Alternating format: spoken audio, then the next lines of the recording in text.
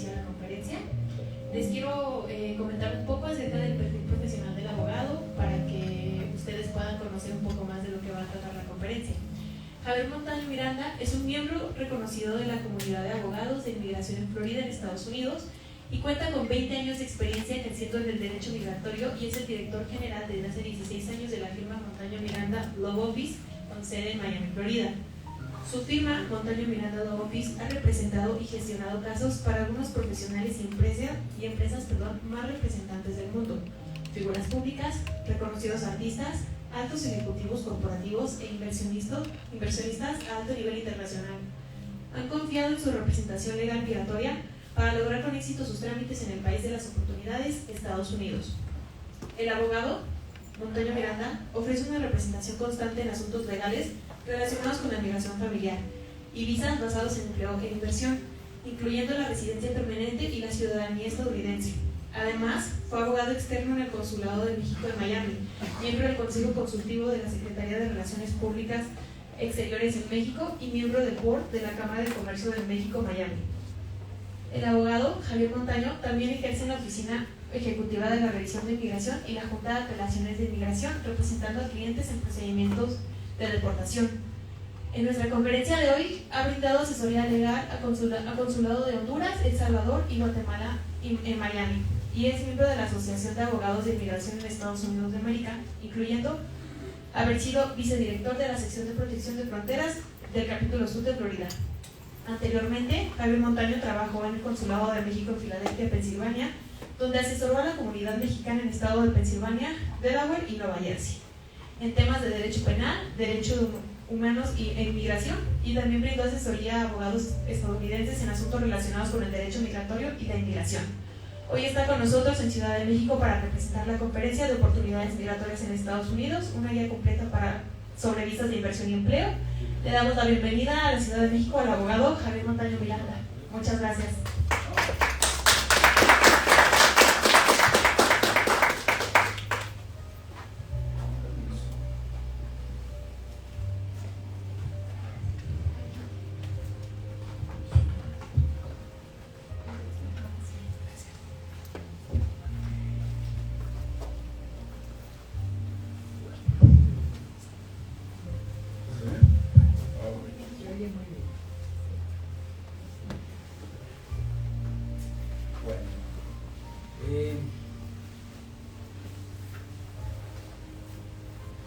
A pesar del éxodo masivo que hay en Sudamérica, el Caribe, Europa,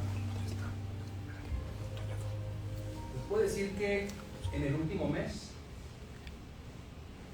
2 de cada 3 personas que han en la oficina son mexicanos.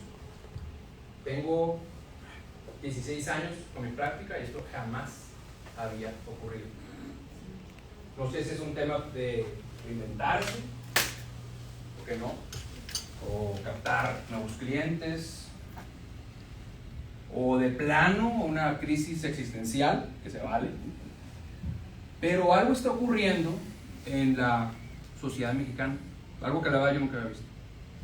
Y ahora el mexicano que jamás había considerado voltear al país vecino y decir, quizás pudiera vivir ahí, ahora lo están viendo. De hecho, yo consideré cambiar el título de esta ponencia a Plan B. Sinceramente. Plan B, ¿y ahora qué? ¿No? Porque esto es lo que estoy viendo. Y otra vez, jamás lo había visto. Y lo importante es que esas personas que están considerando esto tengan una transición transparente, que tengan una transición informada, pero sobre todo legal. Y a eso me dedico yo. O sea, mi trabajo es que la persona que está considerando irse a Estados Unidos haga un plan antes de ejecutarse, que es el problema número 1 que yo tengo con mis clientes. Para cuando me ven a mí, ya hicieron la mitad de las cosas, la cual generalmente está pésimamente mal. No me presenté. Bueno, mi nombre es Javier. Perdón, es que estaba pensando en esto, que la verdad me ha dado vueltas. Mi nombre es Javier Montaño, yo soy abogado de inmigración, tengo 20 años de práctica profesional, 16 en mi propia oficina. Y bueno, como mencionó Fernanda, he tenido la oportunidad de trabajar para muchas entidades. Gracias a Dios he trabajado y he sido asesor para varios consulados, medios de comunicación. Pero a través del tiempo creo que estamos viendo que están pasando cosas muy raras en el mundo migratorio. Estamos viendo cambios de administración totalmente distintos. Estamos viendo expresidentes que legislan por medio de Twitter. Estamos viendo nuevos presidentes que están haciendo muchas cosas a la vez.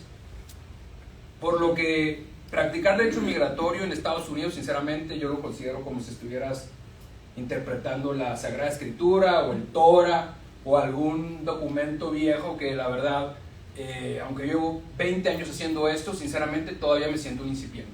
Todavía siento que aprendo todos los días algo. Trabajé en el Consulado de México, trabajé también en varias oficinas de las más importantes en el sur de la Florida, y esto me dio la oportunidad de comenzar una práctica, la verdad, muy bonita, pero es muy exigente. Y en base a esto, y voy a terminar este ejercicio de autoadulación, porque imagino que no vinieron a eso. Generalmente yo comienzo estas pláticas disipando lo que yo les llamo leyendas urbanas. Una leyenda urbana, a final de cuentas, es una historia inventada que tiene matices verdaderos, tiene matices falsos, pero por alguna razón están en circulación. Y de hecho mucha gente considera que estas leyendas urbanas las considera como verdades absolutas. Y sinceramente yo muchas veces cuando las escucho siento que me va a dar un síncope cardíaco o me voy a convertir en una estatua de sal, porque muchas veces es totalmente ajeno a la realidad. Porque al final de cuentas el derecho migratorio no se basa en el sentido común, no se basa en la lógica, se basa en el derecho. Y lamentablemente muchas veces las leyes migratorias son draconianas, son totalmente injustas, y por eso es que practicar derecho migratorio, al menos en mi caso siendo mexicano, aunque yo lo llevo en el ADN, la verdad muchas veces es muy difícil. Parte de mi práctica es representación en corte de inmigración, donde uno realmente se da cuenta de lo injusto que puede ser la vida de un inmigrante en los Estados Unidos. Pero todo eso se puede evitar con preparación. Y eso es lo que vengo a tratar de comunicar el día de hoy. Preparación. Antes de ir, al estar planeando ir a Estados Unidos, prepararse. Y si quieres comenzamos con las leyendas urbanas. Y por favor, si tienen cualquier duda, siéntanse con la mayor libertad de interrumpirme. Pero creo que la leyenda urbana número 1 es el mal uso de la visa de turista. ¿Por qué? Porque la visa de turista tiene una modalidad. Bueno, ya hablamos de todo esto: trayectoria, reconocimientos, ya el ejercicio de autodolación ya terminó. Pero bueno, los mitos migratorios, posibilidad de trabajo en una visa migratoria. ¿Por qué hay tanta confusión con esto? Bueno, porque la visa de turista tiene la modalidad B1, que es negocio, y tiene B2, que es turismo. Pero por alguna razón, el negocio ahora, o sea, la parte de B1, por alguna razón se ha transformado en trabajo. Una persona puede hacer cierto tipo de negocio en Estados Unidos, pero no puede hacer trabajo. Pero el tema es este: la diferencia entre negocio y trabajo es muy delgada. De hecho, hay un caso donde se basa todo eso, se llama Matter of Ira, donde prácticamente, bueno, el tema era de que era un sastre que entraba a los Estados Unidos a tomar las medidas de sus clientes y se salía del país a hacer los trajes. En una de esas entradas le dieron un problema porque dijeron que estaba mal utilizando su visa de turista. Gracias a Dios se resolvió a favor del sastre, donde se dijo, bueno, sí, el señor entra a Estados Unidos a tomar medidas, pero el ingreso y el trabajo se hace fuera de los Estados Unidos. Entonces este señor se salvó, pero se salvó después de mucho litigio. Por eso es que cuando una persona tiene el interés de entrar a los Estados Unidos con una cuestión de negocio, en mi opinión, debería de revisarlo con un abogado de inmigración o al menos en la ley de inmigración para tener idea de qué se puede y qué no. Les voy a poner un ejemplo de lo que se puede. Es entrar a Estados Unidos a negociar un contrato. No puedes tú hacer las actividades del contrato, pero lo puedes negociar. Puedes entrar a Estados Unidos a dar una conferencia. Puedes entrar a Estados Unidos como instalador. Si hay un contrato que se celebró fuera de Estados Unidos y el instalador tiene que entrar a Estados Unidos ahora a instalar la maquinaria o lo que sea, eso sí se puede. Pero cuando uno entra a Estados Unidos, la manera que debe de presentarse es con una carta del empleador o de la persona donde va a estar ejecutando el trabajo, bueno, el negocio, me corrijo, porque cuando uno entra a Estados Unidos, generalmente no te preguntan, sobre todo ahora con el Global Entry, que uno entra sin problema, pero uno debe de exigir que el oficial de entrada le ponga la categoría adecuada, porque ese es el problema que surge a la hora de renovar tu visa o surge al momento en que tú vas a cambiar otro estatus. Pues entonces, posibilidad de trabajo con visa turista, absolutamente no. Negocio, no trabajo. Posibilidad de estudio con visa de turista, este es un tema muy interesante. La respuesta es un categórico no. No se puede estudiar en los Estados Unidos con una visa de turista. Pero, abogado, a mi hijo lo dejaron entrar a la escuela pública. Eso es otro tema. La escuela va a aceptar a cualquier persona entrando a los Estados Unidos a estudiar de cierta edad. No les va a preguntar su estatus migratorio. La escuela no les va a decir que necesitan una visa de estudiante. Los va a dejar estudiar, pero ese es el tentáculo del gobierno que tiene que ver con escuela. No tiene nada que ver con inmigración. Esta es la causal, en mi opinión, número 1 de revocaciones de visa de turista. Me voy a llevar a mi hijo a estudiar la primaria a Arizona o a Texas. Error. Aunque la escuela te diga que sí, inmigración eventualmente te va a decir que no. No solo eso, nosotros hemos tenido, bueno, yo tuve un caso que nos llegó después, donde no solamente le revocaron la visa al hijo, le revocaron la visa a los padres, ambos padres, y también le pusieron el mismo cargo que le ponen a un coyote por meter a su hijo a la escuela.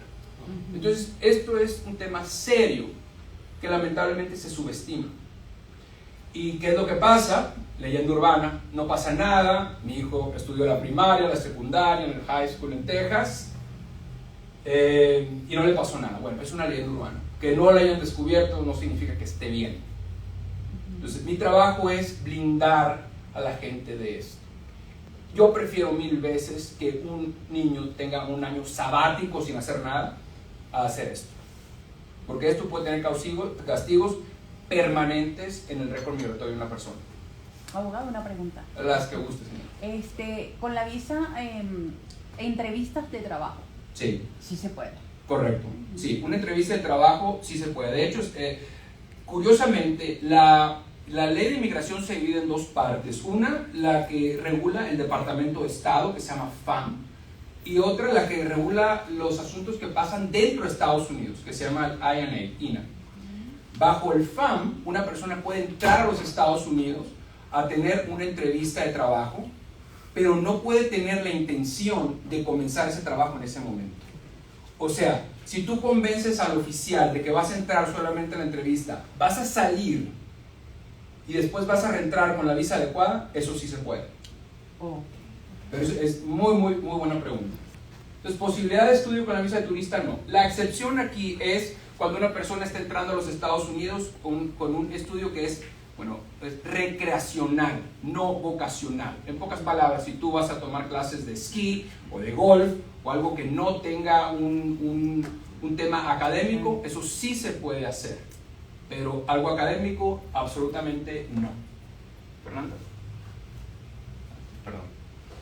Contratar personal en Estados Unidos con visa de turista. Curiosamente, no se puede trabajar, pero sí se puede tener un negocio. O sea, puedes tener un negocio operando, andando, pero no puedes tú trabajarlo. Que yo siento que obviamente es una contradicción, pero tú puedes entrar a Estados Unidos a contratar a una persona, a darle una dirección de lo que tiene que hacer, pero tú no puedes hacer el trabajo que genere la riqueza de tu negocio. Entonces, ¿contratar a un personal de Estados Unidos con visa de turista? Sí. Ojo, si este es su caso, asegúrense que la persona que están contratando tenga estatus legal, porque de otra manera volvemos al cargo de estar ayudando a una persona a violar los términos de su estatus legal. Y estancia máxima en Estados Unidos con visa de turista. Esto lo quise poner a lo último porque es una pregunta muy común. Abogado, tengo una visa de 10 años. ¿Me puedo quedar 10 años en Estados Unidos? No. La estancia máxima son 6 meses para México. Hay países donde de hecho esto se reduce. Pero la estancia máxima que una persona puede entrar a los Estados Unidos son 6 meses. Ya dentro de Estados Unidos se puede extender. Pero lo más que te puede dar una persona, un oficial, un CBP, al entrar a los Estados Unidos son 6 meses. ¿Y por qué digo eso? Porque esa pregunta pasa muchísimo. Cuando una persona se pasa de los 6 meses o del tiempo que le den, de hecho una persona le pueden dar un día, le pueden dar una hora, le pueden dar 15 días, pero el default son 6 meses. Si una persona se pasa de su visa, de su estadía, por un día, la visa se revoca, ya no se puede utilizar, tiene que hacer otra visa en el consulado y tiene que demostrar por qué o justificar por qué se quedó. Y obtener ahorita una visa de turista en cualquier consulado, pues no es fácil. Entonces, esto es algo que pasa muchísimo. Lamentablemente nosotros tenemos la fortuna, bueno, de tener clientes de todo tipo, y lamentablemente hay una confusión entre el término de la visa y el término que la persona puede permanecer en Estados Unidos. ¿Cómo yo puedo saber cuánto tiempo puedo estar en Estados Unidos? Hay por internet. Anteriormente te sellaban, te ponían la fecha, ahora es por medio de una página de internet que se llama I-94 Locator, o localizador.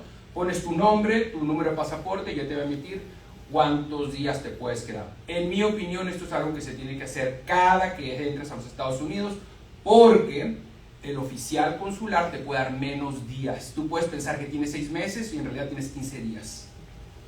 ¿Y qué pasa? Si te pasas del tiempo, se revoca tu visa, tienes que hacer el proceso nuevamente. Adelante. Hola. Una pregunta, ¿qué pasa cuando uno llega y te dicen bienvenido y no sabes ni cuántos días te dieron?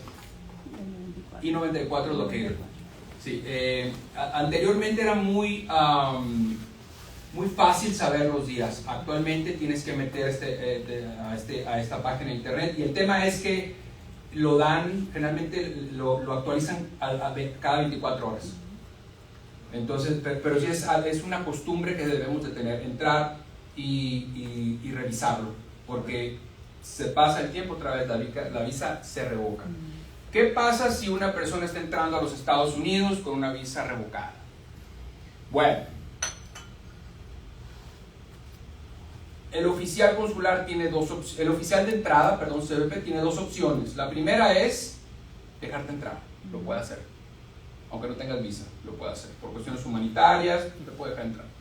Eso yo lo he visto una sola vez en mi vida.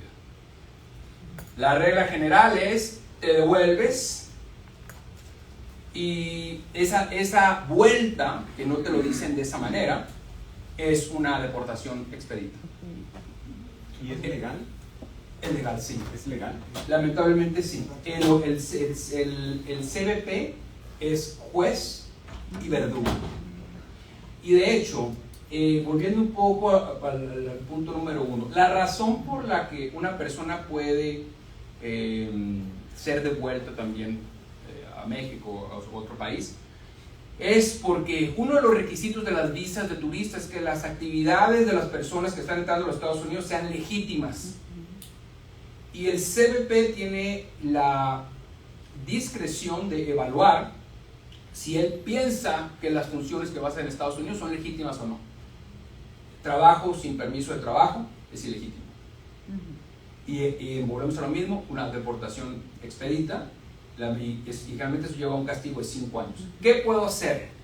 ¿Qué pasa si un oficial me dice, Javier, no te creo, te vas a devolver a México, a donde sea?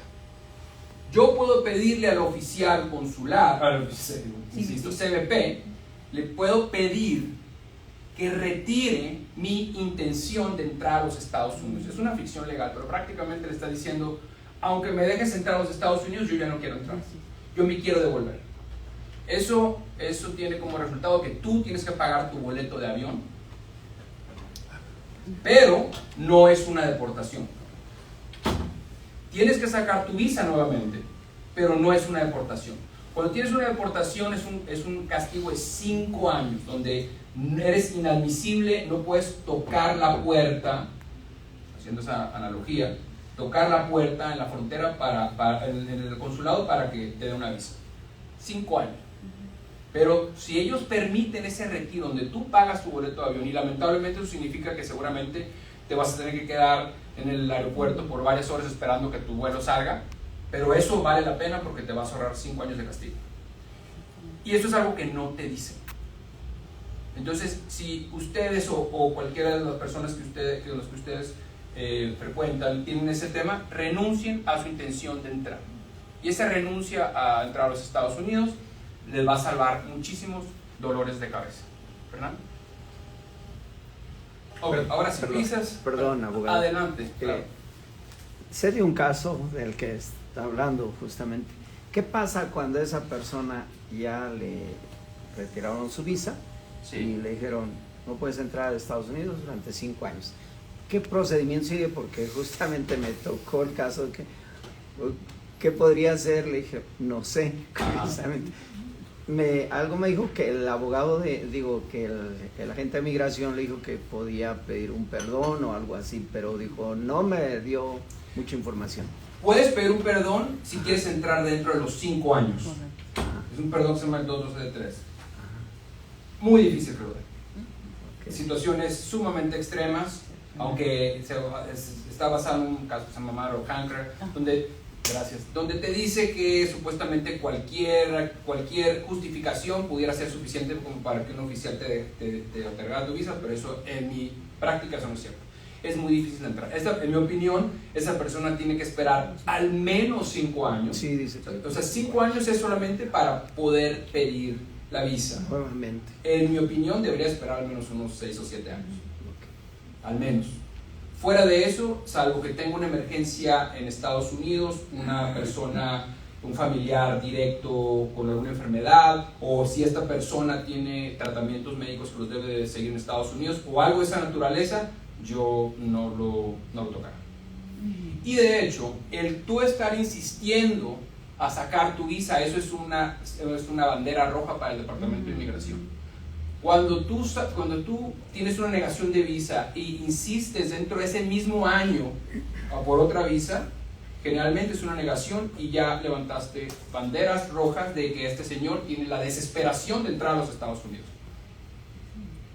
Entonces, y yo digo, mucho de lo que yo estoy hablando, por cierto, es parte de mi opinión. En mi opinión, el derecho migratorio no solamente el conocimiento no solamente surge de los libros, sino también de la experiencia. Esto es lo que yo veo. Habrá abogados que piensen lo contrario.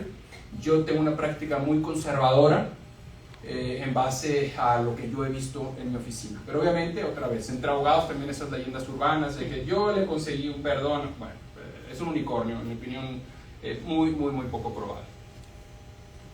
Perdón, en el tema de una negación de visa, ¿qué tiempo es el recomendado para al menos un año. Al menos un año. Okay. Al menos un año porque dentro de un año se considera como que estás desesperado por entrar. ¿Y qué es lo que eso activa? Que tú quizás tengas la intención de entrar como turista, pero quedarte en Estados Unidos. Okay. Entonces yo recomendaría al menos un año. Salvo que sea por la falta de un documento. Digamos que aplicaste una visa una visa de turista y digamos que tu pasaporte estaba vencido, te lo negan. Si es algo técnico, sí, aplica inmediatamente. Pero si es algo de fondo, no, espera. Y otra cosa, las visas, por regla general, no son apelables. Porque la gran mayoría de las visas se basan en discreción y la discreción no es apelable. De hecho, acaba de salir un caso en Estados Unidos, en la Suprema Corte, donde dijeron la decisión del oficial consular es absoluta. Porque tenemos que tener mucho cuidado con eso. Bueno, pero para mi opinión, la manera más fácil, eficaz, rápida, segura de que una persona entre a los Estados Unidos con su familia, que pueda trabajar en su negocio, que sus hijos puedan ir a la escuela, que el cónyuge pueda trabajar, es una visa inversionista. Es una visa muy bondadosa. Actualmente es una visa que se está procesando relativamente rápido, y yo creo que esto va a ser el instrumento que muchas personas de nuestro país van a utilizar para al menos poner un pie fuera de los Estados Unidos. Hay dos modalidades. Una es de comerciante de tratado y otra es de inversionista de tratado. Ahorita voy a explicar qué es cada una, pero ¿por qué menciono el tratado? Porque se basa en un tratado entre México y Estados Unidos. No todos los países califican a la visa inversionista.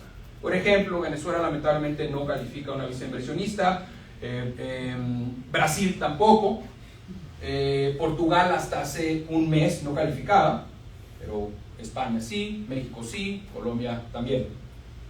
Pero esta modalidad, que no es tan común, pero la visa de inversionista como comerciante no requiere una inversión mínima, porque la función de la persona que está entrando a Estados Unidos es que existan transacciones internacionales de manera sustancial entre México y Estados Unidos.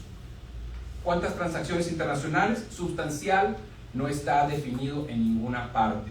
Lo mismo que estaba hablando de interpretar la Sagrada Escritura, es exactamente lo mismo. Sustancial no está definido en ninguna parte. En mi opinión, que pueden existir al menos entre 20 y 30 transacciones internacionales al mes. Son muchas. Bueno, si tú te dedicas a importar o exportar cosas y mandas un container al mes, divídelo entre 20. En esta visa, el monto, el valor de lo que tú estás intercambiando entre México y Estados Unidos no importa. Lo que importa es el número de transacciones entre México y Estados Unidos. ¿Qué pasa si yo también quiero hacer transacciones con China? Está bien, pero el 50% debe ser entre México y Estados Unidos.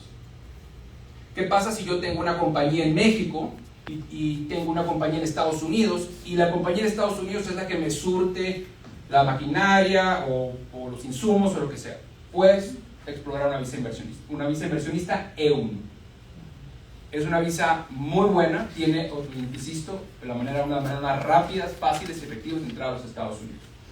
El porcentaje de comercio internacional con México, repito, es el 50%, no puede ser menos, porque aunque es muy bondadosa, no tanto. La visa E1 requiere un porcentaje de comercio internacional entre México que sea en su mayoría con México. La visa E2, vamos a saltar la visa 2, que esa es mi favorita, y otra vez, esa visa en mi opinión se puso de moda y por razones, la verdad, muy justificables. En la visa E2, o sea, de inversionista de tratado, no, la ley otra vez dice, no requieres un monto mínimo para invertir en los Estados Unidos. Sin embargo, en la práctica, lo que nosotros aconsejamos es que sea una inversión de al menos $100,000. Una inversión de al menos $100,000 te va a demostrarle al oficial que esté revisando tu caso que tienes la intención de entrar en un negocio que esté corriendo un riesgo. Y eso es bien interesante, porque la inversión debe ya estar en riesgo. O sea, al momento en que una persona hace una visa de inversionista, debe de saber que a la hora de que tú aplicas a la visa, la inversión ya se hizo. O sea, el departamento de visas que está revisando este caso necesita asegurarse que la persona ya está corriendo un riesgo de perder ese dinero. Lo que ellos están pensando es, tú estás haciendo este negocio porque es buen negocio, no porque te voy a dar la visa. Entonces, por eso es tan importante que a la hora de considerar esta visa, que las personas se asesoren y que el negocio que estén comprando sea un negocio viable. Porque esta visa dura 4 años, pero está supeditada al éxito del negocio. Y al éxito me refiero a que al menos que sobreviva el negocio. Si tú inviertes $100,000 en un negocio y ese negocio al año lamentablemente tiene que cerrar, tu visa se cancela automáticamente, tu visa se revoca. O sea, tu estatus depende del negocio. ¿Qué tipo de negocios pueden entrar en este tipo de instrumentos? El que sea. Yo recomiendo franquicias. ¿Por qué franquicias? Porque generalmente las franquicias te dan un know-how, ya te dan un mapa a seguir. A las personas que te están vendiendo la franquicia no les conviene que tu negocio se hunda, y son en mi opinión, es una manera muy sana de entrar en el mercado americano. Si tú después quieres hacer otra cosa, se puede hacer, pero las franquicias yo las recomiendo. Lo único que yo no recomendaría para ese tipo de instrumento es nada que tenga que ver con marihuana.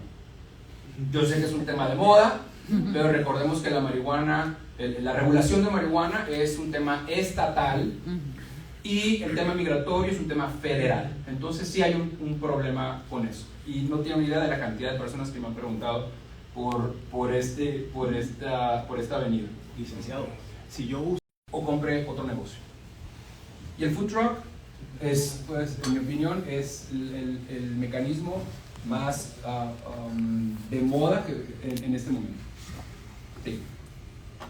Buena idea. Perdón, dame un segundo. Uno de los requisitos que está mencionado es el requisito de la sustancialidad. Una de las evaluaciones que hacen los oficiales consulares es la prueba de la sustancialidad. ¿Qué es eso? Tú tienes que demostrar que tú invertiste lo suficiente en ese negocio para considerarse en riesgo. O sea, si tú compras un negocio, por ejemplo, de $100,000 y solamente gastaste $10,000, eso no es sustancial en relación al valor total del negocio. O sea, tú generalmente quieres haber invertido al menos entre el 80 y el 90% del valor total del negocio. Ojo, si tu negocio es muy caro, si estás comprando un negocio de $10 millones, entonces la evaluación de su sustancialidad se reduce. O sea, no tienes que pagar $9 millones. Puedes pagar menos, pero entre menos sea el valor del negocio, más tienes que haber pagado del valor del total de ese negocio. Y eso es uno de los puntos, en mi opinión, también que mucha gente no observa.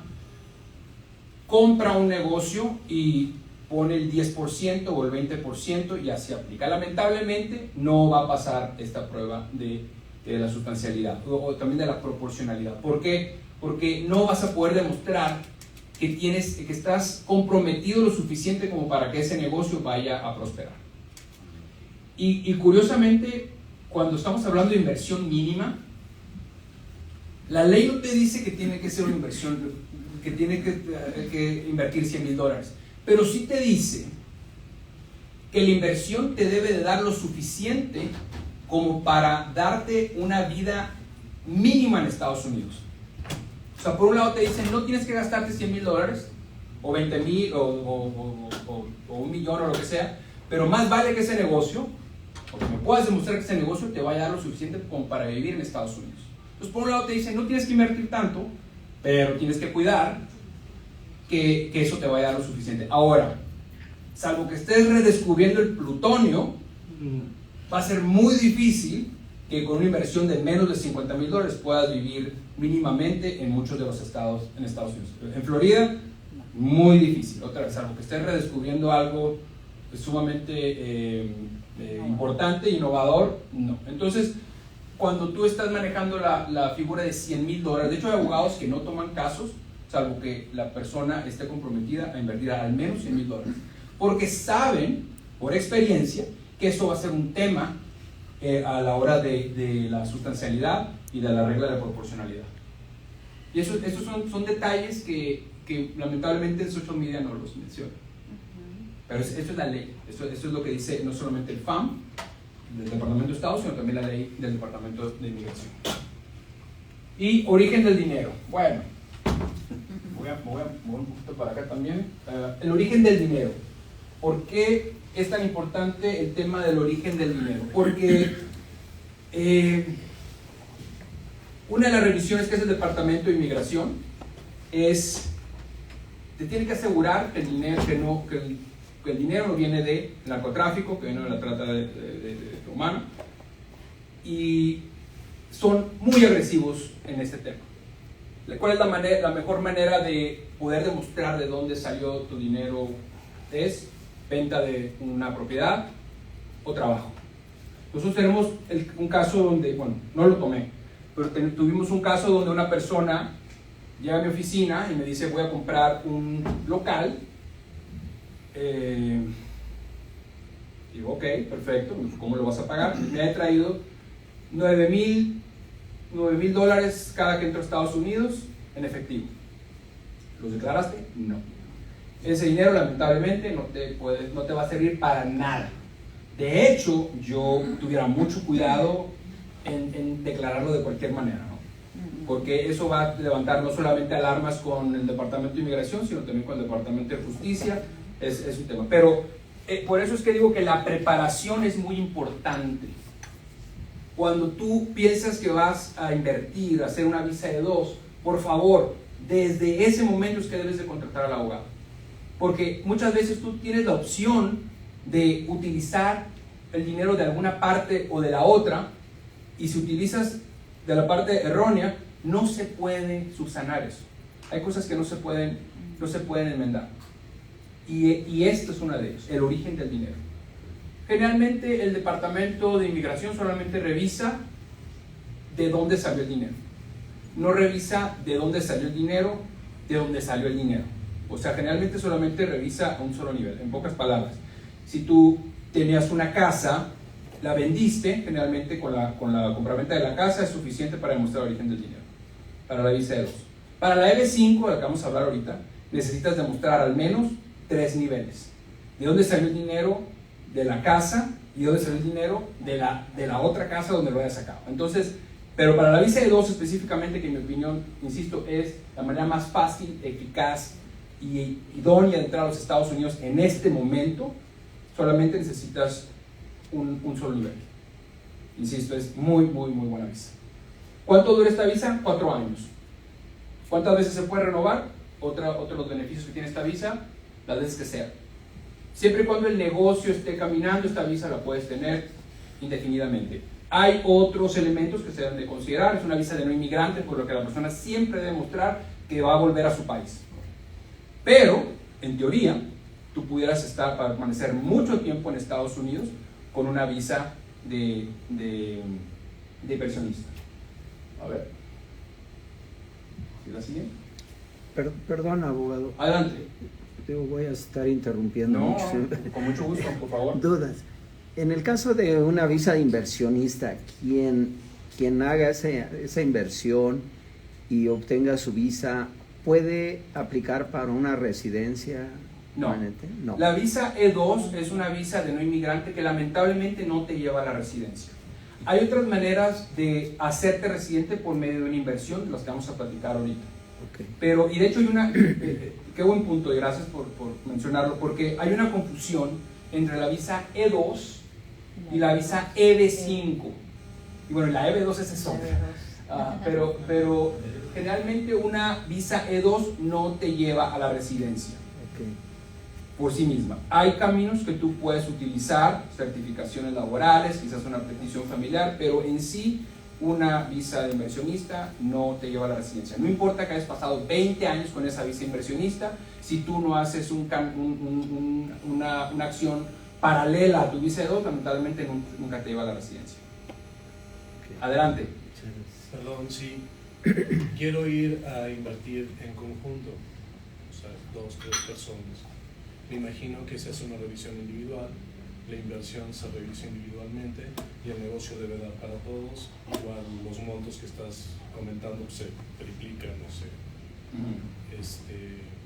¿Sí es así?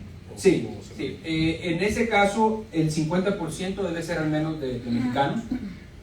O sea, si tienes socios, al menos el 50% de ellos deben tener nacionalidad mexicana. Pueden tener la nacionalidad mexicana colombiana, mexicana venezolana, pero necesitan un pasaporte mexicano. Okay. Pero sí se puede. Ahora, es muy importante hacer una planeación desde el principio, porque quizás solamente uno de los socios es que quiere entrar a Estados Unidos en este momento, pero quizás en 2 años, quizás otro de esos socios quiera entrar también a los Estados Unidos. Y cada persona que está entrando a Estados Unidos tiene que justificar para qué está entrando a Estados Unidos. Entonces, si es un negocio que justifica a 4 personas que quieren entrar con una visa E2, sí, definitivamente. Pero es muy común, por ejemplo, que hacen un negocio donde hay, digamos, 4 o 5 socios y solamente un socio quiere entrar a Estados Unidos. Eso es muy válido. Solamente tenemos que tener en cuenta que necesitamos al menos el 50% de nacionalidad mexicana. Pero sí, totalmente, sí se puede. Gracias. Abogado, una pregunta. En el caso de la E2, ¿pudiera hacerse un cambio de categoría a una visa de interés nacional?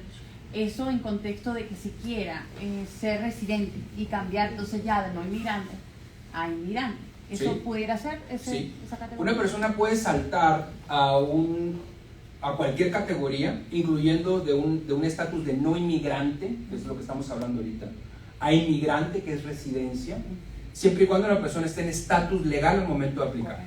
Entonces tú puedes estar como turista en Estados Unidos y saltar a una EB2. ¿Qué es la EB2? Ahorita lo vamos a platicar. Pero estas visas son de no inmigrante. ¿Qué significa no inmigrante? Que tú debes tener la intención de eventualmente volver a tu país. ¿Qué pasa si cambio de opinión? ¿Qué pasa si ahorita tengo una visa E2 y después decido quedarme en los Estados Unidos? Se puede, sí se puede, pero en el momento en que aplicas debes de tener la intención de volver. Y eso es bien importante. Otra de los temas a la hora de estar aplicando una visa de turista es: ¿y para qué quieres tu visa de turista? Bueno, es que me quiero casar con un americano. Error. ¿Por qué? Porque estás entrando a los Estados Unidos no con intención de turista, sino con intención de quedarte en Estados Unidos. Todo lo que se menciona a un oficial de entrada o a un oficial consular es bajo protesta de decir verdad. Entonces tenemos que ser muy cuidadosos con lo que hablamos. En mi opinión, solamente lo que te pregunto. Y es oficial. Den el protocolo y den el respeto que ellos tienen, y en mi opinión lo aprecio. Pero ahorita hablamos de la EB2, que se ha romantizado muchísimo así. Sí. Pero ahí es donde más paros cardíacos me dan. Ok, duración de la visa. Como mencioné, la visa dura 4 años, renovables. ¿Qué es lo que más vemos con estas renovaciones? Siempre y cuando el negocio esté caminando, que tú estés pagando impuestos y que te estés pagando, generalmente estas visas son renovables. Nosotros tenemos visas que se han renovado 3 veces, son 12 años, bastante, y nosotros sabemos de casos que se han renovado por más tiempo. ¿Tienes que pasar un tiempo específico en esta visa en Estados Unidos? No. Puedes pasar los 4 años o puedes pasar 15 días. ¿Puedes tener a tus hijos en la escuela? Sí. ¿Puede tu cónyuge trabajar? Sí. De hecho, una estrategia que se utiliza es: ¿qué pasa si, digamos, que una persona quiere entrar a Estados Unidos y también quiere hacer real estate o quiere hacer Uber o lo que sea? La persona que menos actividades va a hacer en los Estados Unidos va a ser la principal en la visa de dos. Y el cónyuge va a ser la persona que va a entrar como acompañante, que tiene un permiso de trabajo abierto. Curiosamente, el acompañante tiene más flexibilidad que el principal, que no hace sentido, pero así es. Entonces, como estrategia, muchas veces vemos que el principal, muchas veces es la esposa, y el acompañante es el esposo. Y el esposo hace otras cosas, o viceversa. Pero eso es algo que es muy común. Y algo que pasó hace 2 años fue que ahora no se necesita obtener un permiso de trabajo para el cónyuge. Anteriormente, cuando uno entraba a los Estados Unidos, como cónyuge necesitaba solicitar un permiso de trabajo y ese proceso se demoraba al menos 8 meses. Ahorita es en automático, no se necesita un permiso de trabajo. La persona entra con la categoría de derivativa, o sea, de esposo o esposa, y con eso puede trabajar. Adelante. Proceso para aplicar. Hay 2. Dentro de Estados Unidos.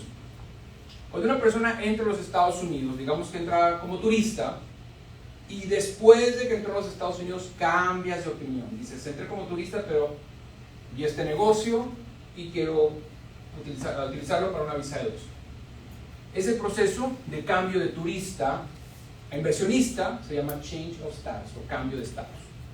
Es un proceso que se hace dentro de Estados Unidos y es un proceso que es un poquito más, bueno, bastante más caro, y la persona no puede comenzar a trabajar hasta la aprobación del caso. El tiempo promedio es al menos 4 meses. Pero hay un instrumento donde si tú pagas $2,850 más, es el proceso premium, y con el proceso premium una persona en 15 días puede obtener una decisión o te van a solicitar más evidencias. El California Service Center, en mi opinión, es uno de los centros de servicio más agresivos que tiene el Departamento de Inmigración, por lo que salvo que sea una situación de estrategia, yo recomendaría más hacer el proceso consular. El proceso consular se hace o en Ciudad Juárez o se hace aquí, en la Ciudad de México. Y actualmente los tiempos de espera son de 3 meses, que no está nada mal. Durante COVID era 1 año o más, pero es una manera donde tú estás aplicando fuera de Estados Unidos, y al momento en que tú recibes esa estampa, por así decirlo, de tu visa, tú puedes entrar a los Estados Unidos, o puedes no entrar a los Estados Unidos y esperarte 2 años si quieres para utilizar esta visa. En mi opinión, esta es la mejor opción. Porque otra cosa importante, si tú haces el cambio de estatus, el change of status, y si tú viajas fuera de los Estados Unidos, que no sea a México, tú tienes que después pasar por un consulado, sellar tu visa, donde te van a revisar todo tu caso para poder entrar a los Estados Unidos. Eso para mí es hacer el proceso 2 veces, donde te lo van a revisar 2 entidades distintas con parámetros distintos. Es una tontería. En mi opinión, salvo que sea un tema de estrategia, yo fuera por Ciudad Juárez, Consular Processing, que 2 meses, 3 meses son tiempos récords. Tenemos, por ejemplo, en Colombia, por poner un ejemplo, están revisando casos todavía de antes de COVID. Entonces, esto en mi opinión es una oportunidad muy buena para aplicar ahorita. ¿Qué es lo que va a suceder? En mi opinión, y por lo que yo veo de ese éxodo de mexicanos entrando a Estados Unidos, yo creo que estos tiempos se van a incrementar de manera sustancial. Demasiado. Sí, ¿por qué? Porque entre más personas apliquen, necesitas más agentes, y lo que hacen, ellos no van a poner más agentes, ellos nada más van a hacer el tiempo de espera más pronunciado. Y yo creo que esta es una manera, otra vez, muy efectiva de entrar a los Estados Unidos. Dígame. Sí, una pregunta. Por ejemplo, vamos a suponer que yo entro como inversionista a Estados Unidos, sí, ¿no? Y mi negocio es de bodegas. Entonces yo pongo mi bodega allá, empieza a funcionar, sí, pero tengo la suerte de que por contactos me contratan para una empresa, ¿se puede? Sí. O sea, es decir, me contrata una empresa americana. No, o sea, pero contrata a los servicios de tu bodega o No, contrata a ti? de personales. No, lamentablemente, O sea, no tienes que solamente trabajar para ese negocio. si tú eres el principal, Ajá. o sea, si no es tu cónyuge, lamentablemente no lo puedes hacer. Ok. La visa E2 solamente te permite trabajar para el instrumento que te trajo a los Estados Unidos, o sea, solamente para la bodega en este caso. Ok. Si hay una oferta de trabajo, tienes que saltar a otra categoría de visa. De hecho, hay una que generalmente es la que se utiliza, que ahorita la mencionamos, pero eso es bien interesante. Cualquier actividad fuera de lo que se delineó en el plan de trabajo que presentaste para la visa E2 puede ser considerada una violación a los términos de tu visa. Ya. Pero por eso menciono, si usted está casado, el cónyuge es el principal y usted con el permiso de trabajo abierto, usted puede trabajar para donde usted quiera. Abogado. Dígame. En cuanto entonces usted le recomendaría al cliente que en el caso de entrar con visa de turismo y viendo los tiempos de procesamiento para no acumular presencia ilegal, es mejor que salga, aplique y salga y espere la aprobación, o el premium process le da tiempo de quedarse esa estadía legal, o sea, esos 6 meses, porque usted me habla, o sea, usted habla de 4 meses aproximados, tenemos 6 meses de estadía legal, pero es bueno aconsejarle al cliente que no espere, porque pudiera acumular presencia ilegal y allí entraría el problema. No acumules presencia ilegal. Cuando tú haces una solicitud de extensión o de cambio de estatus antes de que se te venza tu estadía actual, independientemente, si te dieron 6 meses y aplicaste 5 meses al cuarto mes y ya llegaron los 6 meses, tú puedes continuar en Estados Unidos. No vas a estar en estatus legal, vas a estar en estatus autorizado. El estatus autorizado es un limbo donde tú estás en los Estados Unidos, no eres deportable, no estás legal, pero tampoco estás ilegal. Mientras determino qué hago con tu caso, puedes permanecer aquí. Como la ciudad, que no tiene estatus, pero está en pendiente. Es exactamente la misma figura, estatus autorizado. Y el estatus autorizado te permite no acumular presencia ilegal. Ahora, ¿qué pasa si ya estás en estatus autorizado y te niegan la visa? O sea, la solicitud de visa E2. Lo que sucede es de que lo más seguro es de que vas a recibir esa decisión al menos un día después de cuando dieron la decisión. O sea, digamos que dicen, no te voy a dar tu visa E2, el centro de servicio dice que por alguna razón no cumpliste con los requisitos, y hoy es lunes y tú te enteraste el miércoles. Lamentablemente, como ya acumulaste un día de presencia ilegal, la visa con la que entraste se revoca. Por eso es tan importante que si vas a hacer un cambio de estatus, lo hagas adecuadamente, informado, porque si esa visa es negada, esa no es visa, ese estatus es negado, entonces lamentablemente la visa con la que entraste se revoca. Es lo importante del abogado en este proceso. Sí. Porque guía todo el proceso. Pero eso es un tema que se cancela si tú aplicas desde fuera. Exacto. O sea, esa es la opción que usted más recomienda. Sí, no, desde fuera, totalmente. Tienes una visa por 4 años, perdón. Puedes entrar y salir, puedes ir a Europa, puedes pasar 5 días en Estados Unidos o no. Puede tu familia vivir en Estados Unidos y tú no. Esa es otra. Tú puedes tener a tus hijos en la escuela, puedes tener a tu esposa en Estados Unidos y tú estar entrando y saliendo. Ya, insisto, es muy, muy, muy buena visa. Entonces, si continuamos, por favor. Ok. ¿Para quién o quién es esta visa?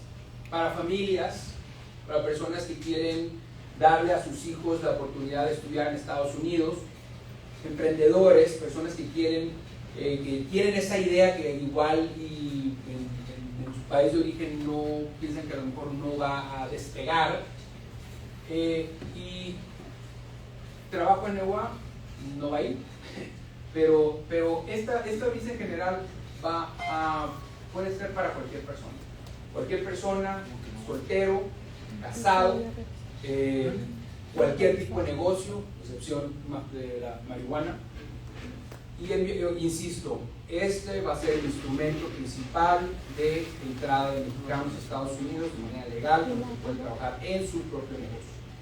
Yo les recomendaría, si ustedes están interesados en esto, que consideren una franquicia. Insisto, es muy triste para mí representar casos de personas donde entraron a Estados Unidos con una ilusión, donde lamentablemente gastaron todos sus ahorros y al año, a los 2 años, pues ya ese negocio no está operando y tienen que salir. En pocas palabras, si quieren poner un bar en South Beach, en Miami, hagan sus investigaciones antes de hacerlo. Es muy romántico decir voy a poner un bar en Miami, o voy a poner un stand de piñas coladas y copertón. Sí, es muy bonito, pero es muy competitivo. En mi opinión, si no están en esa industria, cuidado. Por eso es que yo recomiendo las franquicias. Y puede ser una franquicia y después saltar otra cosa. Pero la franquicia creo que te da un buen comienzo. Cuando hablas de franquicias, o sea, digamos, un ejemplo, digamos, ¿qué tipo de franquicia recomiendas? Sí. ¿Alimentos? En realidad, yo soy muy cuidadoso con mi consejo. Yo solamente doy consejo legal en tema migratorio. Claro, pero giros, digamos. Puede ser, de verdad, que sea. Si gustas, de hecho, yo lo que recomiendo es contratar a un broker de franquicias. Hay gente que se dedica a esto, o sea, te da un abanico de opciones y tú escoges el giro que tú busques, pero puede ser cualquiera. Nosotros hemos hecho desde tintorerías, hemos hecho también, perdón, Lavados de auto. Lavados de auto nunca hemos hecho, pero hemos hecho tintorerías, imprentas, hemos hecho restaurantes, o sea, es muy bonito que a los 4 años sabes que ese negocio está caminando todavía. Es muy triste cuando lamentablemente llegan al año y te dicen lamentablemente mi negocio cerró, ¿ahora qué hago? Pues te tienes que ir. ¿Qué pasa con el negocio? Al departamento de inmigración no le importa si ese negocio se queda ahí, si se queda abandonado, si lo vendes, si lo traspasas, pero lo que sí le importa es de que cumplas con los términos de tu visa. Si el negocio cierra, si lo vendes, si lo traspasas, lamentablemente tu estatus termina. Por eso, de hecho, esa es una de las razones por las que el real estate casi no funciona con el tema de las CEDOS. Porque tú puedes comprar un terreno ahorita, te dan una visa por 4 años y lo vendes al mes, y te dan una visa por 4 años. Entonces, si vas a hacer real estate, necesitas tener un plan de negocios y planes de las actividades que vas a estar haciendo por 5 años. Uno de los requisitos de la visa de 2 es presentar un plan de negocios a 5 años, pero la visa es de 4 a 5 años. Pero esa es la razón por la que real estate casi no funciona. Eso le iba a decir a abogados, se necesita el plan, se necesita un plan de expertos, como proyectando Total. que se va para sustentar la petición. Total. Y de hecho hay compañías que se dedican específicamente a hacer planes de negocios para el Departamento de Inmigración, porque es muy específico el índice que ellos exigen. Nosotros en lo personal sí hemos hecho visas de inversionista para personas en real estate, pero generalmente son personas que tienen 4 o 5 propiedades y se dedican a comprar y vender y a lo que es el flipping, pero cuando tú tienes 4 o 5 propiedades, tú puedes demostrar que si vendes una tienes 4 y si quizás vas a comprar 2, pero esa es la mentalidad. No te van a dar una visa por 5 años si tienes una sola casa. Continuamos. Transferencia de empleado. Voy a hablar brevemente de esta visa. La visa L1A es para personas que tienen una compañía en México y que quieren mandar a un empleado a Estados Unidos. Solamente califican 2 tipos de personas: gerentes o ejecutivos. ¿Cuáles son los gerentes? El gerente es una persona que por regla general está supervisando a otros profesionales. ¿Qué es profesional? Una persona que tiene un título universitario. Entonces, si ustedes tienen una compañía en México donde tiene una persona o ustedes están supervisando a personas con título profesional, es posible que califiquen a la categoría de gerente. Hay otros detalles que se tienen que cumplir, pero por regla general, eso es un gerente, una persona que supervisa a personas con título profesional.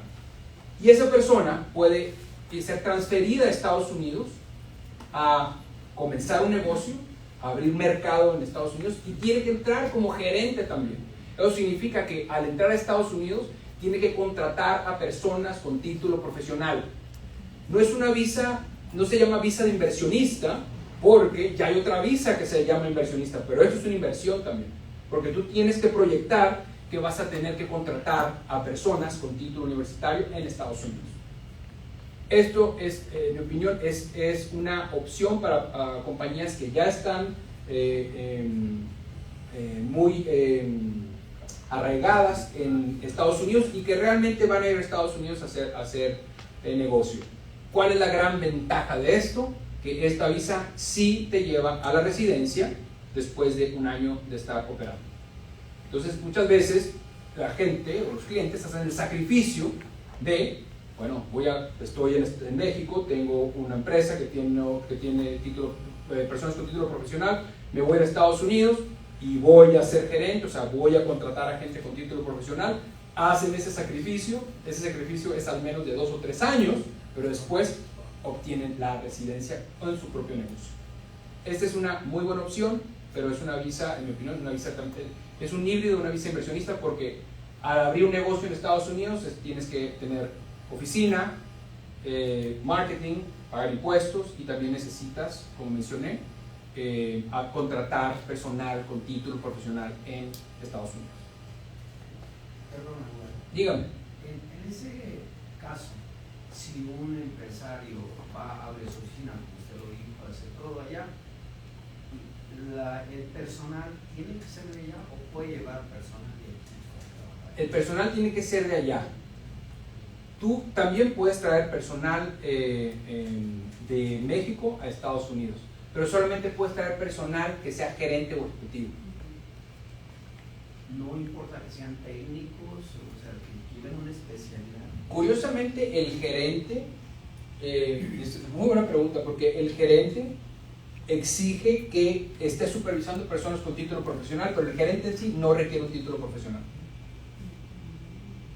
Otra de esas ¿no? cosas del mundo migratorio. Pero es muy buena pregunta. Ahora, Como el origen del dinero.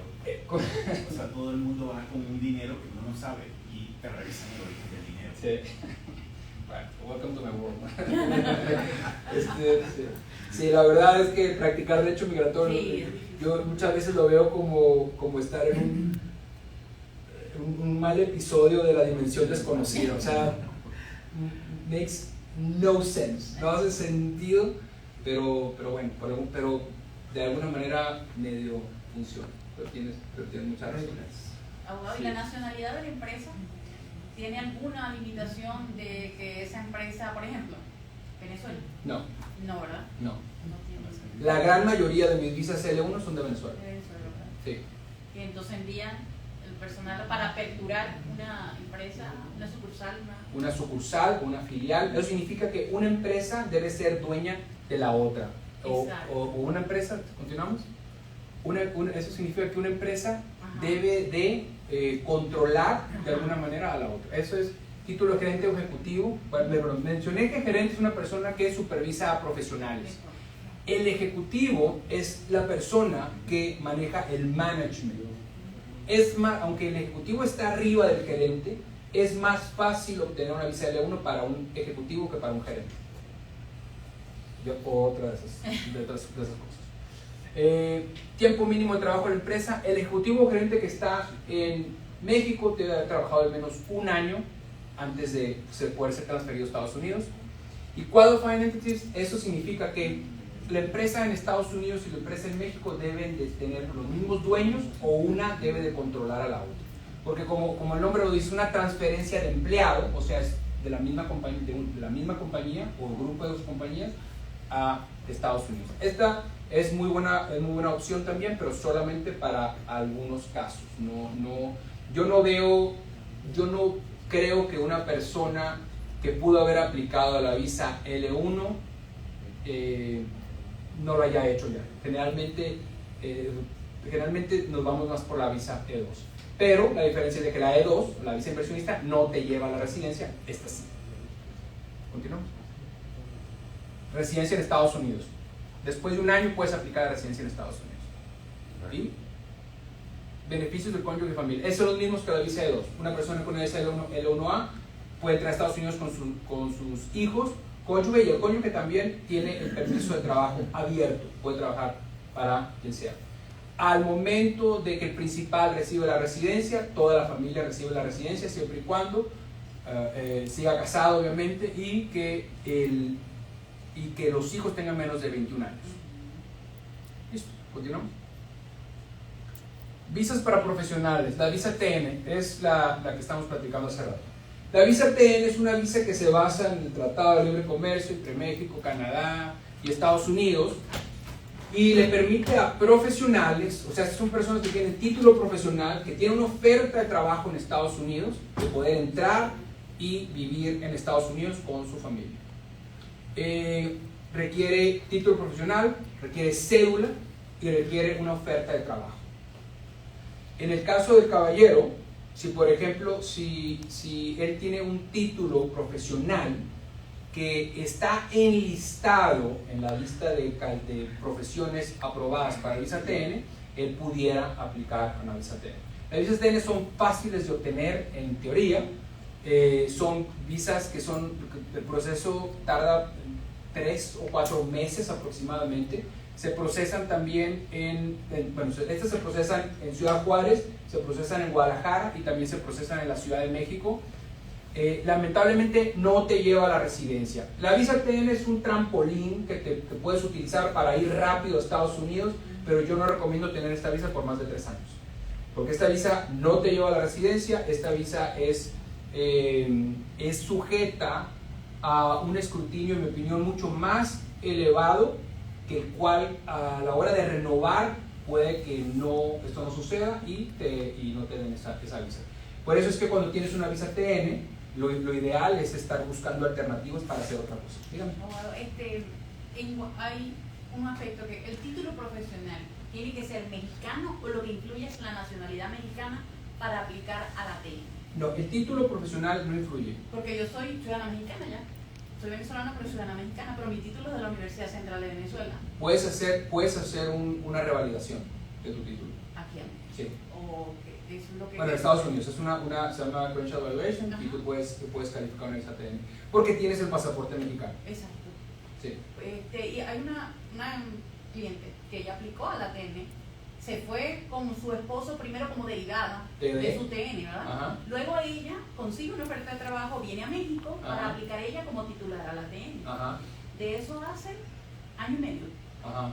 Fue a la entrevista, al esposo le aprueban, a ella le dicen baja una revisión y es el proceso administrativo. No sabemos qué pasa, eso está detenido, sus hijas están sufriendo, pequeñitas allá, el esposo no sabe qué hacer con las niñas. El proceso administrativo lamentablemente es un mecanismo donde un consulado pone tu caso en neutral. No hay un tiempo mínimo ni máximo de revisión. Puedes demandar, de hecho, federalmente para agilizar. Ajá. Si el tiempo ya no es razonable, si ha pasado 1 año, si tú pudieras hacer las algo. Niñas están de 3 y 2 años. Pero no significa que se la vayan a dar, solamente significa que van a acelerar el proceso. Ahora yo le digo, desiste y vete como derivada de tu esposo otra vez, que ya está allá. Y me dice, no, a mí me dijeron que ya yo no podía desistir. Eso es facultativo tuyo, o sea, tú tienes que estar obligada a esperar. Si no le cancelaron la visa TD en su pasaporte, ya puede entrar con la visa TD. Entonces yo le dije, no, ella me dice, no, yo no puedo, me fui al consulado y me dijeron que tenía que a fuerza esperar que me aprobaran. Y yo le dije, pero ¿qué no puede? No, pero si no le cancelaron la visa derivativa del TD, o sea, está activa. Sí, porque su esposo está allá. Cuando hay un tema, generalmente los consulados te ponen estampa que te dicen revocado o cancelado con prejuicio o sin prejuicio. Ok, o sea, ya tendría que ver si tiene revocada la Si tiene revocada, pues obviamente tiene que esperar o desistir, aplicar nuevamente. ¿Pero puede desistir? ¿Abogado puede desistir? Sí, claro, puede mandar un documento diciendo que ya no quiere la visa. Mejor que le llame al abogado. Pues también. Claro, por eso es que ella Pero ella yo creo que va a acabar demandando. me dijo, quiero a alguien que me diga qué hacer. Yo le digo, bueno, déjame buscar a alguien que se encargue de él, porque no. Sí, las visas TN son visas que son muy fáciles cuando todo está bien, ¿no? Como los impuestos, ¿no? Te dicen, hazla tú, haz tus impuestos tú, sí, pero cuando algo sale mal, quieres un abogado. Y la verdad, esta visa tiene 3 excepciones al no tener el título profesional. Una es la posición de Management Consultant, la otra es como un Science Technician y la otra es como un ajustador de seguros. No hace sentido, de hecho sí, le voy a explicar por qué, pero esas son las únicas 3 posiciones que no requieren un título profesional. Management Consultant es la que generalmente las personas utilizan cuando no tienes un título profesional. Te voy a poner un ejemplo. Aunque esta es una visa que está basada en el Tratado de Libre Comercio, la categoría de licenciatura en comercio internacional no está. Pero sí está apicultor, sí está técnico de leche, de lácteos, sí está astrólogo, o sea, no sé. No estoy bromeando, es cierto. La lista de profesiones aprobadas por el TN es ridícula. Pero por ejemplo, una persona licenciado en administración de empresas no está. Pero un licenciado en administración de empresas puede entrar como consultor, puede entrar como management consultant. Pero management consultant lamentablemente se ha mal utilizado por gente que no va a entrar como consultor y otra vez el filtro se ha reducido bastante. Entonces, si una persona no tiene una profesión enlistada en la lista de categorías TN, yo le recomendaría consultar con un abogado de migración, porque va a tener que aplicar, pero seguramente como management consultant, y es una categoría, en mi opinión, muy, muy litigada. ¿Y qué pasa si te lo niegan? Bueno, muchas veces, y eso pasa también, uno entra a Estados Unidos, pasa 1 o 2 meses, sale a conseguir su visa, como management consultant, y dicen, no, tú estuviste 2 meses allá, a mí se me hace que tú trabajaste. Sí, pero no trabajé, a mí se me hace. Es lo único que necesitan. No necesitan absolutamente nada más, una sospecha nada más de que tú trabajaste. Sí, exactamente. Juez y verdugo. Y es una decisión. Ahí está la discrecionalidad de ellos Sí, sumamente... es absoluta. Es absoluta. La duración de la visa TN son 3 años. Beneficios del cónyuge y familia pueden entrar a Estados Unidos, pero no pueden trabajar. Si el cónyuge quiere trabajar, necesita sacar una visa TN aparte. ¿Sí? Residencia por interés nacional. Bueno, entramos en tema. Bueno, esta categoría por alguna razón tomó el internet, ¿no?, por sorpresa. Es una residencia, no es una visa de no inmigrante. Una persona está saltando directamente a la residencia permanente. O sea, es bypassing el proceso que se llama certificación laboral. ¿Por qué es tan popular? Porque no requiere un patrocinador. Tú te estás autopatrocinando. Es muy efectiva cuando calificas, pero lamentablemente no todo el mundo califica. En el mundo migratorio, cuando yo estoy hablando de una visa EB2, estoy hablando de una persona que tiene un título avanzado, o sea, que tiene una maestría o tiene un doctorado, o tiene un bachelor, o sea, una carrera y 5 años de experiencia progresiva, o tiene habilidades excepcionales. Esa es la primera parte de la revisión. O sea, lo primero es, ¿la persona califica bajo título avanzado o habilidades excepcionales, sí o no? Entonces, en base a esto, muchas personas, incluyendo abogados, decían, si tú tienes una maestría, tú puedes calificar la E2. Calificas a la primera parte de la revisión. La segunda parte de la revisión es el tema de interés nacional. No solamente necesitas maestría, necesitas demostrar que lo que vas a hacer en Estados Unidos tiene un interés a los Estados Unidos. Tienes que demostrar que lo que tú vienes a hacer en Estados Unidos es algo que el país entero, no un patrón solamente, el país entero tiene interés. Digamos, una persona que tiene maestría en en el tema de seguridad, cyber security, de seguridad cibernética de Internet. Eso es un interés a los Estados Unidos. Pero tú tienes que demostrar que lo que tú vas a hacer dentro de ese interés es algo que le interesa también a los Estados Unidos. O sea, no solamente decir voy a trabajar en cyber security, sino que voy a trabajar en algo que a los Estados Unidos le interesa dentro de cyber security. Esa es la primera parte. La segunda parte, tienes que demostrar que tu currículum, que tu persona está posicionada para desarrollar ese interés. Y la tercera parte es, tienes que demostrar, entra la discreción. Tú puedes cumplir con absolutamente todo y al final de cuentas la persona que te va a revisar puede decir, estuve analizando tu caso y lamentablemente yo creo que no calificas. No demostraste, yo pienso que no, que lo que tú vas a traer a los Estados Unidos, pues sí tiene interés nacional, pero yo pienso que no. Esa es la realidad de la visa R2. No todo el mundo califica. Nosotros hacemos visas R2, pero tenemos que hacer un análisis no solamente de la primera parte del proceso, del título avanzado, sino también lo que tú vas a hacer en Estados Unidos. ¿Cómo demuestras eso? Necesitas un plan de negocios, necesitas literatura de lo que tú vas a hacer en Estados Unidos. O sea, son temas que requieren un análisis mucho más profundo del que vemos en Internet. De hecho, hay una broma ahorita entre abogados de inmigración que se dice que hay gente que está haciendo la prueba del espagueti.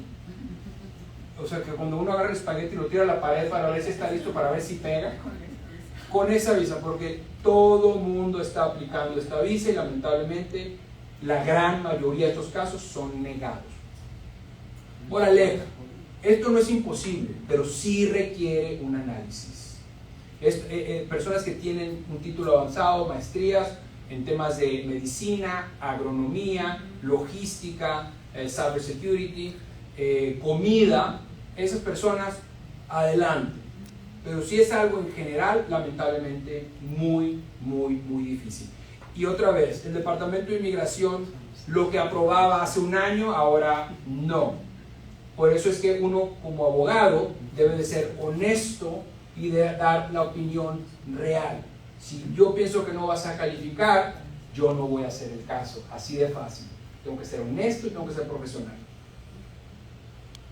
Y lamentablemente, la diferencia entre un abogado, y esto es algo, regla general, la diferencia entre un abogado y un notario en Estados Unidos y un paralegal es abismal. Un notario en Estados Unidos no es abogado. Un notario en México sí es abogado. Un notario en Estados Unidos lo que hace es solamente está dando fe de que algo estaba ocurriendo. No necesita ir a la carrera de Derecho, no necesita nada. Es un sello que te da el Estado para certificar que la persona que está jurando enfrente de ti es la que se identificó. Nada más. Pero lamentablemente, cuando uno escucha el término notario, lo asimilamos con abogado, con 5 años de experiencia, que le dio una licencia. Y eso en Estados Unidos lamentablemente no es así. En mi opinión, si van a gastar en un tema migratorio, contraten un abogado. No tengo que ser yo, de verdad, pero que sea un abogado. Porque es sumamente triste cuando tú ves a una persona que contrató a un paralegal, que esa es otra de las figuras, o un notario, que le cobró muchas veces más que lo que le cobra un abogado y que le hizo un desastre. Y el Departamento de Inmigración tiene memoria de elefante, no se le olvida absolutamente nada. Cuando uno se hace residente te van a sacar la primera visa que tú aplicaste cuando tú eras un menor de edad. Y lamentablemente un notario, como no tiene licencia, como no tiene nadie que lo esté vigilando, no tiene nada que perder, pues muchas veces ponen cosas que no son reales. Y como tú estás firmando, cometiste fraude. Entonces, ese es un tema que se tiene que no se debe subestimar. Continuamos. Bueno, la EB2 residencia Estados Unidos es excelente. Algo importante que no se menciona en social media: esta visa se tarda. Esta visa tiene un retraso de al menos 2 años. Si una persona tiene interés de hacer esto, se lo puede hacer, pero tiene que planearse a que no va a recibir su residencia en al menos 2 años. En mi opinión, hay otras maneras de hacerte residente sin menos conflicto y sin menos problema, y más seguras. Continuemos. Residencias con inversionista. Esto voy a hablar brevemente y ¿por qué quiero hablar de esta visa? Bueno, es una visa de inmigrante. Porque hay una confusión muy grande entre los montos de las visas. Es que no me aplica una visa inversionista porque vale $1 millón.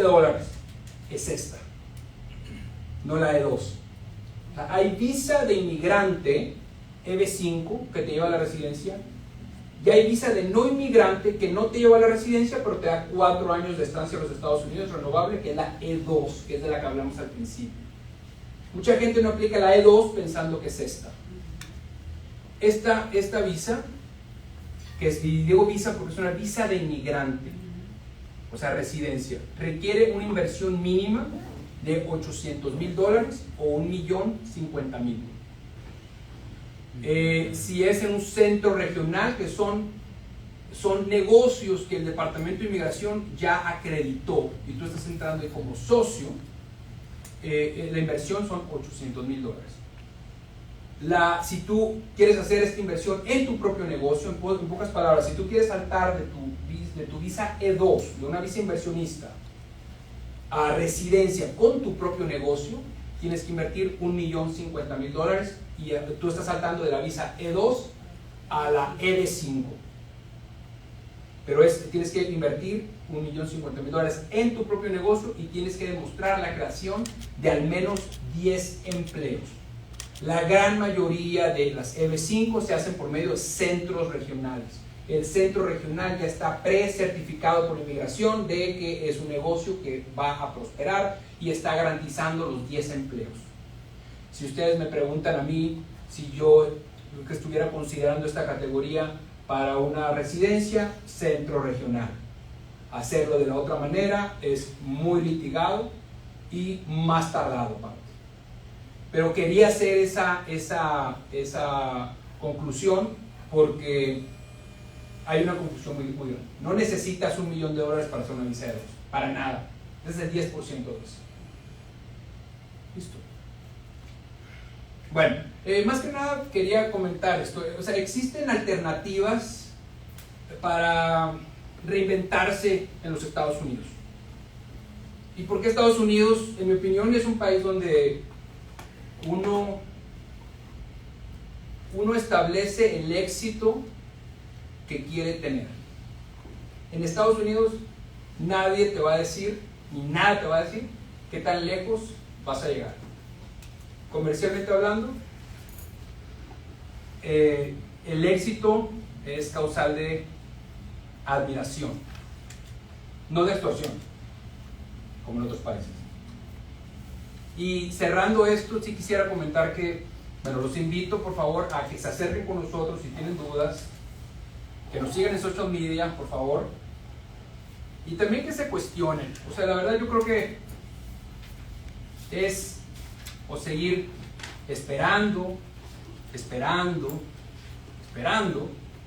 o considerar que quizás ahora es el momento del plan B. Bueno, muchas gracias. Y espero no haberlos aburrido.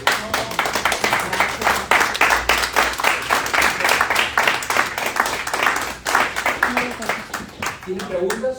Adelante. Yo trabajo con artistas. Oh, nice.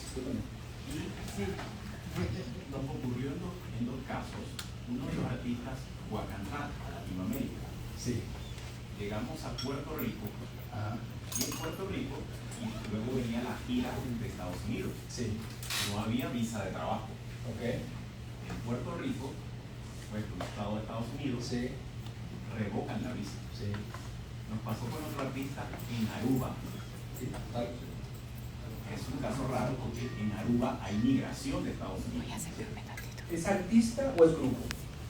Es artista. Ok. Pero el artista tiene un estatus, y obviamente pues, todo el mundo tenía visa de turista. Entonces el caso fue que revocan estas visas y el artista se pregunta, ok, ¿cómo resuelvo esto? hago visa de talento, Sí.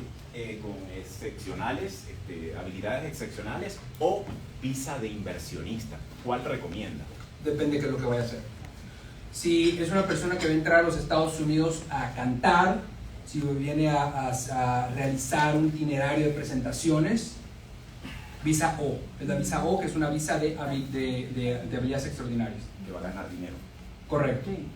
La razón por la que le revocaron la visa fue porque estaba entrando con la categoría equivocada. Un artista puede entrar a Estados Unidos, pero si puede demostrar que está entrando a un evento que no es remunerado. Pero si es un concierto, o tú tienes la sospecha solamente de que a la persona se le van a pagar algo más de los viáticos, lamentablemente es una revocación y quizás tenga una deportación expedita. Es que le mostraron hasta la publicidad. Ese Ya lo tema. saben, Sí, ya. sí, sí. De la gira. Aquí está la publicidad de la gira. Sí. Vas a ganar dinero con esto. Sí, sí, él debería de sacar una visa O1. La visa O1 es una visa donde tú tienes que demostrar distinción comparado con otros artistas que están en tu gremio. Va a necesitar un itinerario también. La visa te la pueden dar hasta por 3 años, pero quizás él necesite pedir un perdón.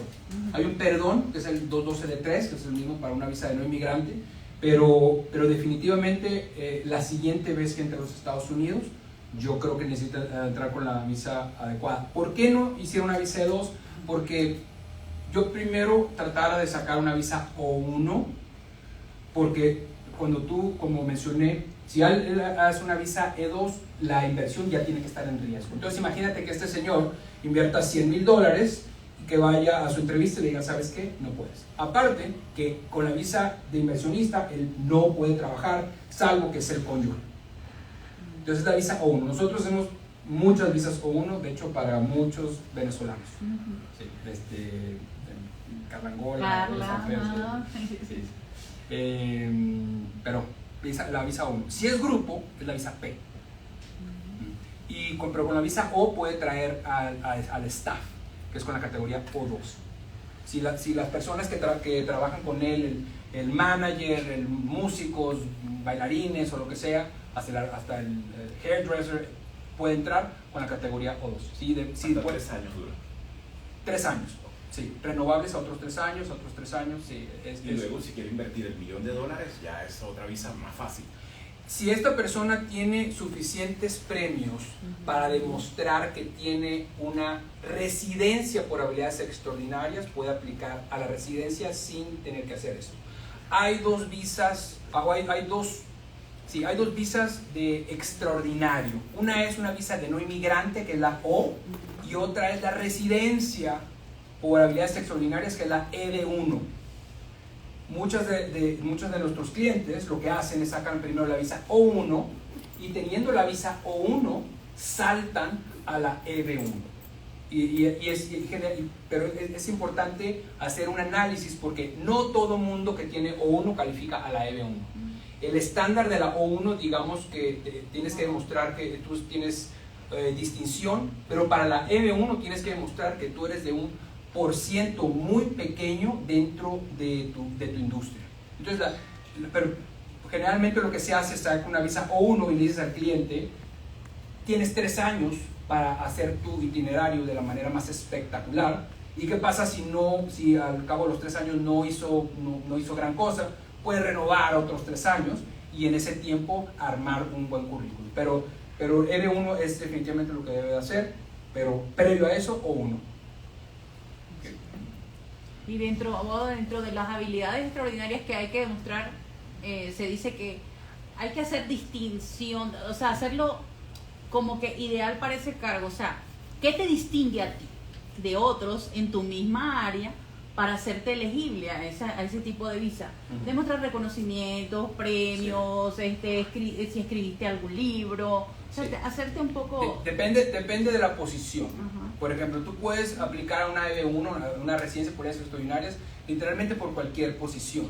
Pero depende si es habilidades extraordinarias, por ejemplo, como profesor, o si es como artista, o si es como atleta, o si es como negocios. Y cada uno de estas avenidas tiene requisitos distintos, pero generalmente es una lista de requisitos y te dice, por ejemplo, si tienes un premio internacional, el famoso Mara de Oro y así, ¿no? Lo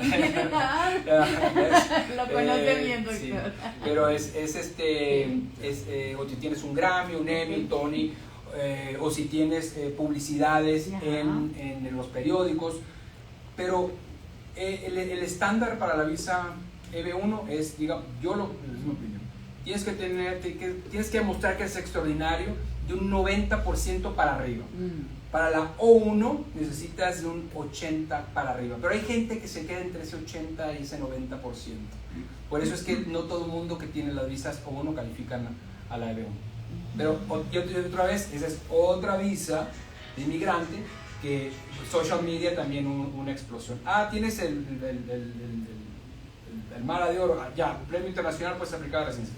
Para nada, requiere mucho más evidencia. Y es que hay muchos mitos, abogado, porque también las redes sociales han traído tanta información que no es cierta.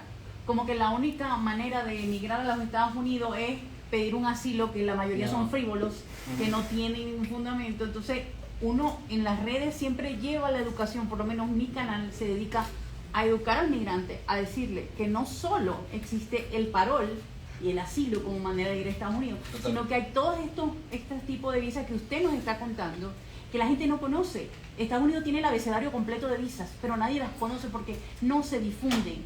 Y es utilizar una visa de turismo para cosas que no se utiliza. ¿Cómo venir a México? Y yo siempre se lo digo a la gente, ¿por qué tú traes a tu familia siendo residente con visa de turismo, pide unidad familiar, una visa de residencia con entrada y salidas múltiples? Yo creo que se alineó el cosmos entre social media, COVID, la necesidad también de hacer dinero, también la falta de regulación por las barras de abogados, de ponerle un hasta aquí a gente que se dedica a eso, porque de lo que tú estás mencionando, no solamente Venezuela, Colombia, Honduras, México también, entre Estados Unidos no tiene nada asilo. El asilo es la manera más rápida, efectiva y segura de que vas a acabar en la Corte de Inmigración. ¿Y qué es lo que pasa? Entras a Estados Unidos y el oficial dice no vas a entrar. Eso pasó con lamentablemente un connacional mexicano. No, es que tengo miedo. ¿Tienes miedo de volver a México? Sí. Ok. Vas a entrar, pero va a estar detenido. Correcto. Y va a estar detenido hasta que un oficial de la oficina así lo vaya a platicar contigo. En Miami, el señor estuvo 2 meses en un centro de detención. Cuando bajito. ¿Por qué? Pero es no saber, es decir, un asilo, sí, pásale. Pásale, pero que tú entres no significa que vas a estar libre. Otra vez la falta de información. El señor lo mejor que puede haber dicho es me devuelvo. Totalmente. Retiro mi entrada. Me vas a quitar mi visa, sí, pero voy a estar libre. Y el centro de detención que lo mandaron no era nada agradable. Y que la mayoría en Venezuela, por ejemplo, la estadística nos cuenta que el 70% de las personas que están migrando tienen un nivel mínimo técnico. Entonces, si tú puedes como profesional aplicar a una de las soluciones o remedios migratorios, los que estamos hablando, ¿por qué irte a la selva del Darién a pasar todo este riesgo, a morir en esos pasos? Tienes que tener información, tienes capacidad de hacerlo. Le pagas a un coyote $10,000, $20,000 y no le pagas al abogado. Porque me pasa, porque me lo dicen. No, porque es que yo tengo para pagarle el coyote, pero la asesoría no la puedo pagar. Y yo, ¿cómo es posible? Ahí es que, como dice usted, me da un infarto una cosa, porque no puede ser que la gente todavía piense que es mejor pagarle a una persona que es un delincuente que trata de personas, que es un delito, a pagarle a un profesional que se formó para eso. Y es lo que debemos buscar. Y yo busco la educación del migrante a toda costa. Y lo he dicho, no me voy a cansar de estar en las redes diciéndole, señores, no es la vía. El asilo no es mágico, es mentira.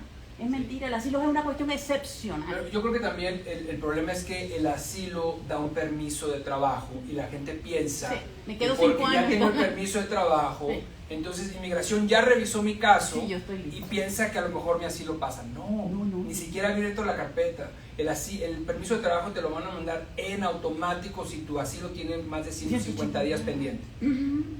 Entonces, pero la gente dice, fui con el notario, el paralegal, lo que sea, y ya me consigo un permiso de trabajo. Sí, pero sabes que también te va a conseguir una orden de deportación. Con esa persona ni siquiera te puede acompañar enfrente de un juez de inmigración. Sí, y están aplicando pero, así. Pero aparte lo dicen, la verdad, sinceramente lo dicen con una elocuencia y una seguridad que ya y dicen que tienen estatus, abogados. Dicen, ya yo tengo estatus. ¿Cuál estatus tienes tú? Ah, no, ya yo apliqué el asilo. Tú sabes que eso no es un estatus. Tú sabes que eso es una autorización para estar ahí, pero no es un estatus. Y la gente confunde. Tengo TPS. Eso sí es un estatus temporal. Pero no solamente, Venezuela. También pasa en todos los todas países, las nacionalidades. Pero al final de cuentas el común denominador es la desinformación, es el ver social media y pensar que es la realidad. Habemos muchos abogados que sí apreciamos el tener una licencia y que tenemos que ser cuidadosos al momento de emitir un consejo legal. Y yo aplaudo esto que usted está haciendo porque hay que llevar información, o sea, no cansarnos de informar, porque usted está contribuyendo con esta conferencia, y se lo digo porque así lo aprecio yo como defensora de derechos humanos que soy. Cada muerte que nosotros evitemos por la selva del Darién, por pasos irregulares, estamos dándonos por pagado. Pero la información es poder. Y si usted informa... Es muy triste, la verdad, es de que sí. uno escucha historias de terror. Totalmente. No me quiero ni acordar. No es total, y yo de verdad que eso se aplaude. Hombre, gracias. Pero, ¿quién? Bueno, pero si iba antes, no sé. No sé quién.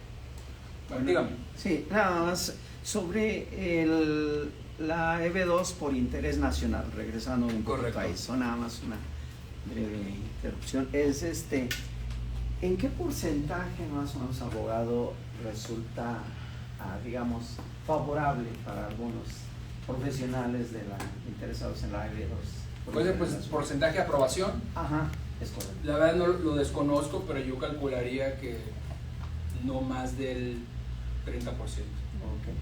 Sí, no. Lo desconozco, no sé, sí, pero sí. Por lo que yo veo y lo que escucho, el porcentaje de aprobación es muy reducido. ¿Y qué es lo que sucedió? Por mucho tiempo se estaban aprobando EB2 que en realidad no tenían tanto mérito. ¿Y qué es lo que pasa? Otra vez, el Departamento de Inmigración de repente anteriormente aplicaban 10,000 personas a la EB2, ahora están aplicando 200,000, pues ¿qué está pasando? Y es el abuso. Pero ese es el porcentaje que yo pensaría. Dígame. Sí, tenemos yo iniciación de empresa aquí en México que se dedica a la agroindustria, y tenemos un socio en Estados Unidos que es una empresa que nos llamamos de hecho igual, ella se llama Supreme Berry Farms LLC, y acá es SADCB en México. No estamos en los estatutos en ningún lado relacionado, o sea, ni el dueño de ella es dueño de acá, ni nosotros somos dueños de allá, pero somos socios y tenemos un contrato de trabajo en marketing. Entonces lo que queremos ver es cuál sería una mejor opción. Me llamó también la atención la del Treaty Trader, porque nosotros llegamos a mandar 250, 260 contenedores al año, solamente que es en un periodo específico, que es el de octubre a marzo. Entonces en ese periodo tenemos suficientes transacciones para mantenernos en el Treaty Trader, pero en la otra parte del año importamos nosotros, entonces ya no es de aquí para allá, sino de allá para acá. No importa, califica. O sea, lo que en este caso lo que deberías de considerar es tú abrir una entidad en Estados Unidos, que donde tú seas el dueño de esa empresa, y por medio de esa empresa ya sea mandar los bienes a México, y que los bienes de México vuelvan a esa empresa. Pero tiene que ser por medio de esa empresa, y esa empresa necesita tener al menos el 50% de nacionalidad mexicana, y esa es la empresa que te está patrocinando, no la de tu socio ahorita en Estados Unidos. Pero sí se puede. De hecho, nosotros recientemente hicimos una visa de uno de algo parecido, ellos se dedican a importar y exportar verduras. Y por ejemplo, para pasar, nos interesa esta visa, que sea como el primer paso, y de ahí para ir a una residencia, ¿cuál sería el camino tomando estas cuatro cosas para llegar ahí? Hay varias alternativas, pero la que más me gusta a mí es por medio de un proceso que se llama certificación laboral. La certificación laboral es un proceso donde una compañía que no tiene nada que ver con la tuya, o sea, digamos que la empresa de tu socio, siempre y cuando no sea familiar tuyo, este socio puede hacer una oferta de